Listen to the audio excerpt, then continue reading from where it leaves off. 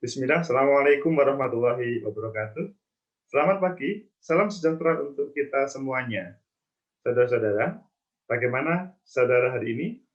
Semoga saudara sehat semuanya, saya juga termasuk sehat. Selanjutnya bisa mengikuti perkuliahan, kajian, evaluasi pendidikan dengan baik. Ini adalah pertemuan yang pertama kali saya dengan saudara untuk semester berapa?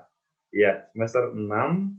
Khususnya untuk kajian evaluasi pendidikan, mungkin di tempat lain tidak semester 6, tetapi di prodi kita mengikutinya di semester 6. Kajian evaluasi pendidikan dengan membuka materi, konsep dasar, asesmen, dan evaluasi pendidikan. Tentunya mata kuliah ini digunakan bagi mereka yang fokus terhadap pendidikan, mempunyai perhatian terhadap dunia pendidikan. Karena pendidikan kalau tidak dikawal dengan baik, maka sangat mungkin pendidikan itu dia tidak menghasilkan sesuai dengan apa yang direncanakan oleh mungkin sekolah atau dinas pendidikan ataupun yang lain, bahkan orang tua termasuk. Kajian evaluasi pendidikan ini perlu dipahami, saudara pasti pernah merasakan bagaimana nikmatnya proses belajar di sekolah, mulai dari sekolah dasar, sekolah menengah pertama atau mungkin SLTP ataupun madrasah sanawiyah, selanjutnya di level atas SLTA, SMA, MA, atau SMK, terkait dengan berbagai nama, terkait dengan yang disebut dengan pendidikan. Maksudnya bangku pendidikan atau dunia pendidikan. Nah, di sini kita akan, karena tema kita adalah kajian evaluasi pendidikan, maka tugas kita adalah bagaimana, kalau pada pertemuan pertama ini adalah konsep dasar asesmen itu seperti apa, atau asesmen itu apa sebetulnya, dan evaluasi itu apa, dan bagaimana evaluasi pendidikan di sekolahan. Ayo kita membuka PPT, kita melihat sebuah presentasi dari saya, dan selanjutnya nanti kita bisa berinteraksi. Kita lihat, oke. Ini adalah konsep dasar atau di PPT ini tercantum konsep dasar asesmen dan evaluasi pendidikan sebagaimana yang saya sampaikan pada awal tadi. Jadi kita ingin melihat, tidak hanya melihat ya, memperdalam konsep-konsep dasar asesmen dan evaluasi pendidikan.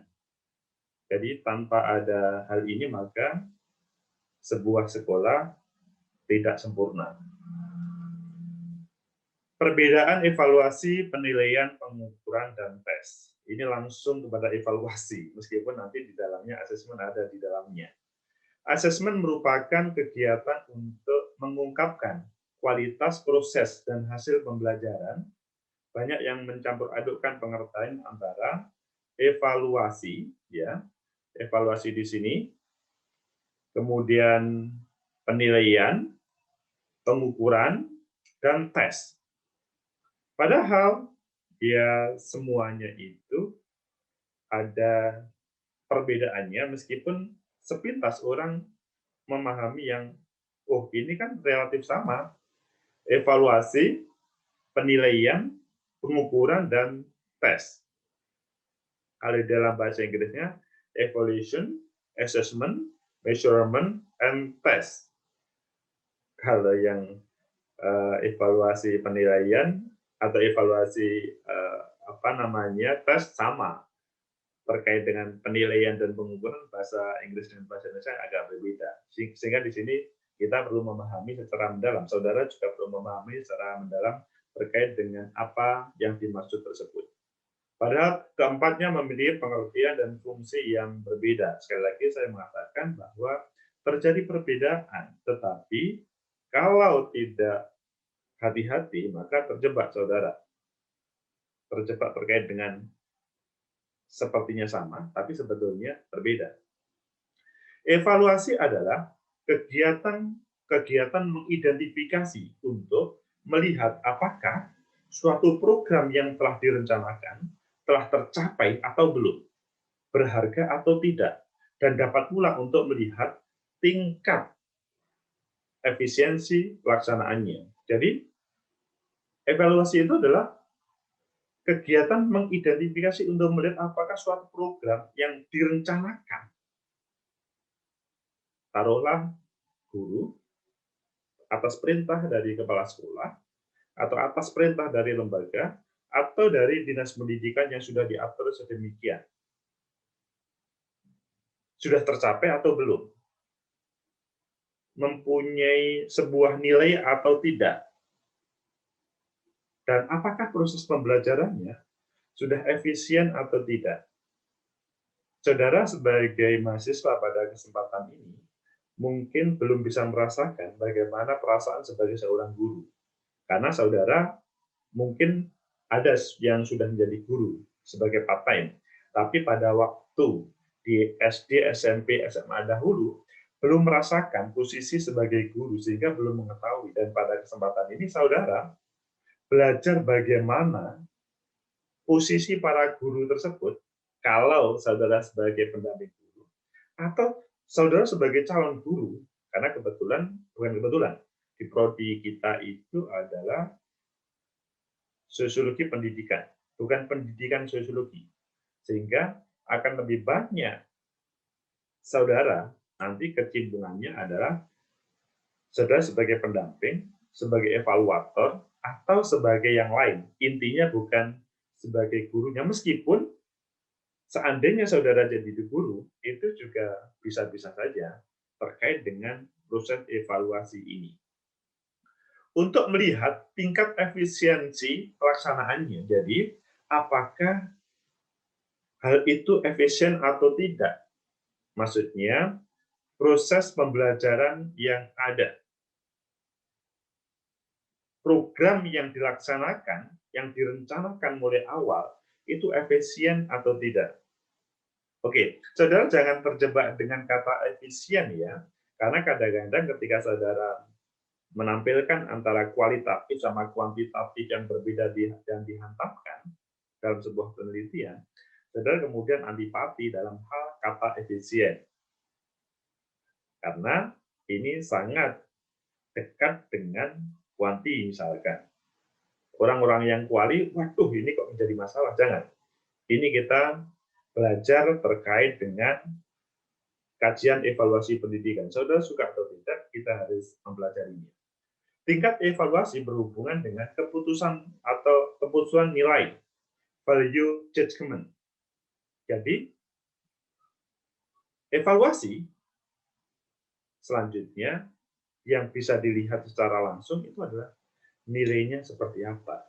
Seorang siswa itu selanjutnya keluar nilai. Mungkin saudara bertanya, Pak, kan berbeda suasananya ketika siswa itu tidak diberi nilai. Mungkin saudara pertanyaannya, taruhlah Bapak bisa melihat yang ada di Finlandia, Pak. Di Finlandia itu tidak ada nilai seperti di Indonesia.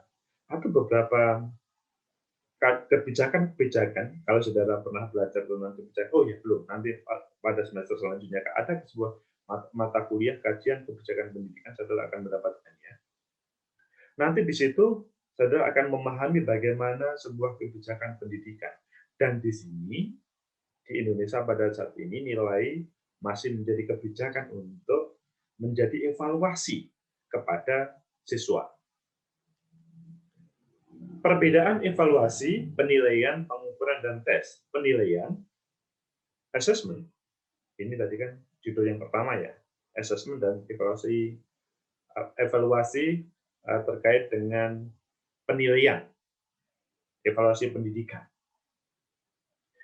Penilaian, assessment, adalah penerapan berbagai cara dan penggunaan beragam alat penilaian untuk memperoleh informasi tentang sejauh mana hasil belajar siswa atau ketercapaian kompetensi rangkaian kemampuan siswa. Kalau ditekankan terkait dengan assessment atau penilaian, ya assessment itu maksudnya penilaian. Penerapan berbagai cara dan penggunaan beragam alat penilaian untuk memperoleh informasi tentang sejauh mana hasil belajar siswa atau ketercapaian kompetensi dari rangkaian kemampuan siswa. Jadi, berbagai cara untuk bagaimana merangkum, melihat, dan memberikan nilai untuk mengetahui informasi sejauh mana perkembangan siswa, itulah assessment atau penilaian. Penilaian menjawab pertanyaan tentang sebaik apa hasil atau prestasi belajar seorang siswa. Jadi, kalau dikembalikan kepada penilaian, assessment, itu sebaik apa hasil dan prestasi belajar seorang siswa. Mungkin saudara bertanya, Pak, itu bagaimana kalau misalkan para pelajarnya itu tidak serius, maksudnya diberi kesempatan untuk mereka saling mencontek atau lainnya. Nah, itu nanti ada tersendiri. Yang pasti, ini adalah pada standar sebuah kelas yang benar. Pengukuran, measurement, adalah proses pemberian angka atau usaha memperoleh deskripsi numerik dari suatu tingkatan di mana seorang siswa telah mencapai karakteristik tertentu. Jadi sudah diberi penilaian. Selanjutnya di measurement, diberi nilainya. Apakah kalau dalam perguruan tinggi A atau A- atau B, atau dalam kalau bisa berbicara pelajar atau siswa, itu apakah dia mendapatkan 10, 8, 9, 7, atau 5, ataupun selanjutnya. Itu measurement. Jadi penilaian, assessment, dengan pengukuran, measurement, itu sebetulnya nyambung. Maksudnya sesudah penilaian, sesudah assessment, baru diberikan measurement atau pengukuran. Perbedaan ini masih tema yang tadi, hasil penilaian dapat berupa nilai kualitatif dan nilai kuantitatif. Ini pernah terjadi di negeri kita. Bahkan tadi ketika dihubungkan dengan Finlandia, tentunya sangat berbeda. Kita itu menggunakan model-model kuantitatif. Padahal pada kesempatan ini ada beberapa yang sudah menggunakan kualitatif. Kualitatif itu ya dideskrip atau dideskripsikan terkait dengan nilai siswa itu tidak angka, tapi penjelasan dari guru, dari wali kelas, ataupun lainnya tentang kemampuan siswa atau ketercapaian dari siswa itu sendiri dari sebuah program yang direncanakan oleh sekolah. Pengukuran berhubungan dengan proses pencarian atau penentuan nilai kuantitatif tersebut. Tes adalah cara penilaian dan yang dirancang dan dilaksanakan oleh siswa pada waktu dan tempat tertentu, serta dalam kondisi yang memenuhi syarat tertentu. Jadi, pengukuran berhubungan dengan proses pencarian. Jadi, caranya adalah dites. Saudara kalau pernah mengalami pada waktu SD, SMP, SMA, tes, yaitu adalah cara penilaiannya. Kalau measurement kan pemberian nilai tadi. Kalau assessment, penilaian. Jadi sebetulnya sambung-menyambung. Mungkin saudara yang paling bisa dilihat itu ya tes. Tes itu adalah sebagai jawaban dari sebuah penilaian. Penilaian selanjutnya di measurement. Nilai, maksudnya angka yang sesudah itu kemudian muncul angka. Itu semua dalam koridor evaluasi pendidikan. Jadi, 4 tema tersebut itu adalah satu kesatuan yang kita tidak bisa misahkan karena ya antara tema utama, tema besarnya itu adalah evaluasi. Selanjutnya, sesudah dievaluasi, maksudnya evaluasi, pintu masuknya adalah assessment. Selanjutnya, diberikan tes, ya tes, taruhlah tesnya itu tes terkait dengan, misalkan ada beberapa soal yang dilampirkan, yang diberikan, dan selanjutnya sang siswa mengerjakan. Selanjutnya kita atau seorang guru itu kemudian memberikan measurement, pengukuran, nilai, pemberian nilai. Itulah terkait dengan perbedaan evaluasi, penilaian, pengukuran, dan tes. Semoga ini menjadi pemahaman saudara di awal perkuliahan ini. Tapi selanjutnya kita pahami, apakah sebetulnya konsep dasar assessment dan evaluasi pendidikan itu bisa nyambung pada materi selanjutnya. Kita akan membincangkan tentang pengembangan sistem penilaian berbasis kompetensi dasar mencakup beberapa hal. Jadi, pada dasarnya, atau apa sih yang menjadi dasar assessment dan penilaian itu, ada 5 hal yang perlu dipahami oleh seorang guru atau sang pendidik.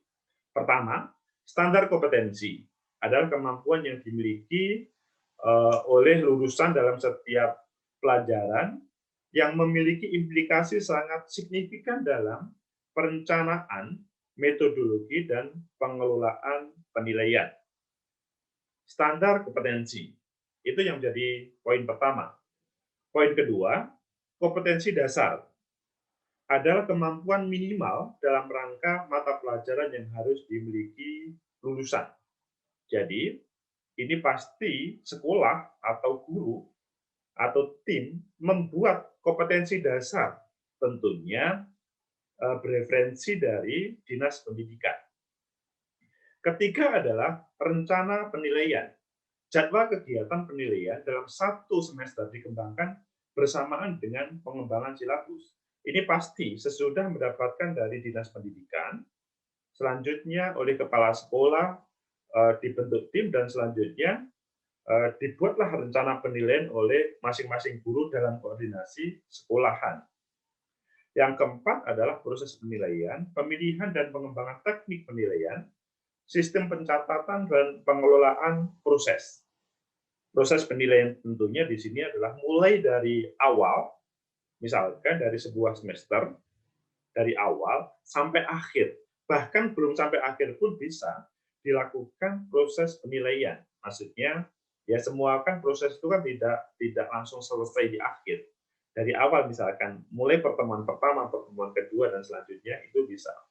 Yang kelima adalah proses implementasi penggunaan berbagai teknik penilaian. Ini tentunya setiap sekolahan, bahkan setiap guru, mempunyai cara yang berbeda. Bahkan mungkin sekolahan memberikan alternatif tergantung kepada sang guru memakai yang mana, kecuali sekolah menjadikan satu standar, maksudnya menggunakan satu model teknik penilaian yang dilakukan di sekolahannya.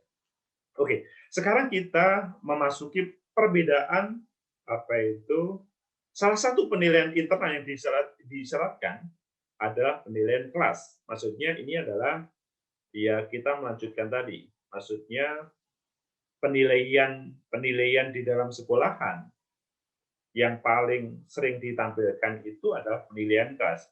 Penilaian kelas merupakan bagian dari penilaian untuk mengetahui hasil belajar siswa terhadap penguasaan kompetensi yang diajarkan oleh pendidik, maksudnya sang guru, dan bertujuan untuk menilai tingkat pencapaian kompetensi peserta didik yang dilaksanakan pada saat pembelajaran berlangsung dan akhir pembelajaran. Jadi, seorang guru itu pasti mempunyai kewajiban dari lembaga untuk melakukan ini, penilaian kelas ini. Minimal kelas yang diampunya atau yang diajar atau yang dipegang dalam proses belajar mengajarnya. Penilaian hasil belajar ini dilakukan oleh guru untuk memantau proses, kemajuan, dan perkembangan hasil belajar. Jadi 3 hal itu menjadi modal bagi para siswa, peserta didik sesuai dengan potensi yang dimiliki dan kemampuan yang diharapkan secara berkesinambungan. Jadi antara proses, kemudian pelaksanaan, maksudnya memantau proses, kemajuan, dan perkembangan itu adalah satu kesatuan. Penilaian juga dapat memberikan umpan balik kepada guru agar dapat menyempurnakan perancangan dan proses pembelajaran. Jadi ini adalah selalu menjadi motivasi untuk perbaikan-perbaikan untuk kedepannya atau minimal dalam satu semester itu. Selanjutnya, penilaian kelas pada dasarnya merupakan rangkaian kegiatan pendidik yang terkait dengan pengambilan keputusan tentang pencapaian kompetensi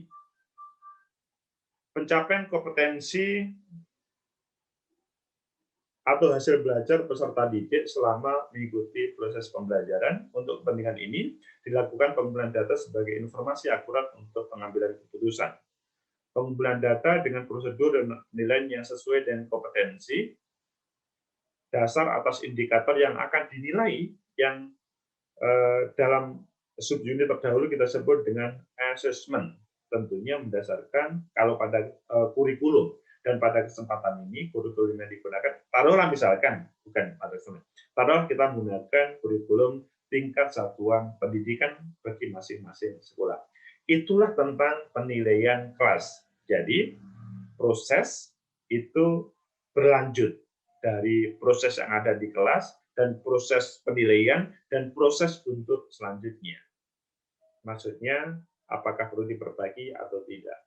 Tujuan asesmen berbasis kelas itu ada beberapa hal yang perlu disampaikan. Pertama adalah pendidik dapat mengetahui seberapa jauh siswa dapat mencapai tingkat pencapaian kompetensi yang dipersyaratkan, baik selama mengikuti pembelajaran dan setelah proses pembelajaran berlangsung.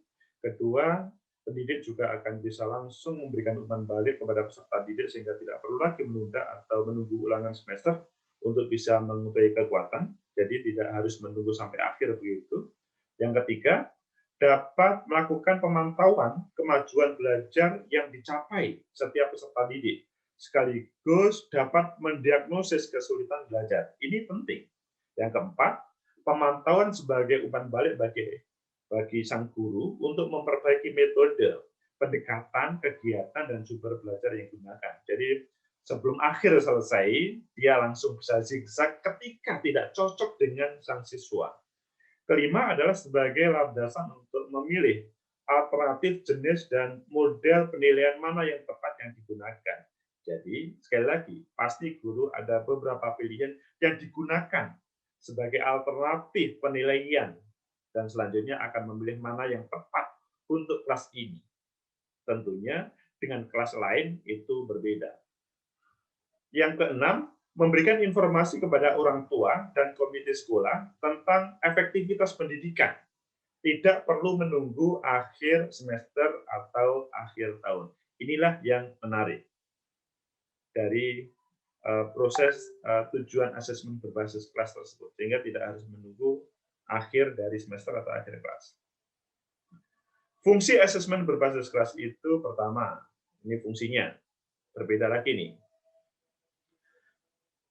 Kalau tujuan pembelajaran adalah pencapaian standar kompetensi maupun kompetensi dasar, maka penilaian kelas ini dapat menggambarkan sejauh mana, berfungsi sejauh mana seorang peserta didik telah menguasai suatu kompetensi.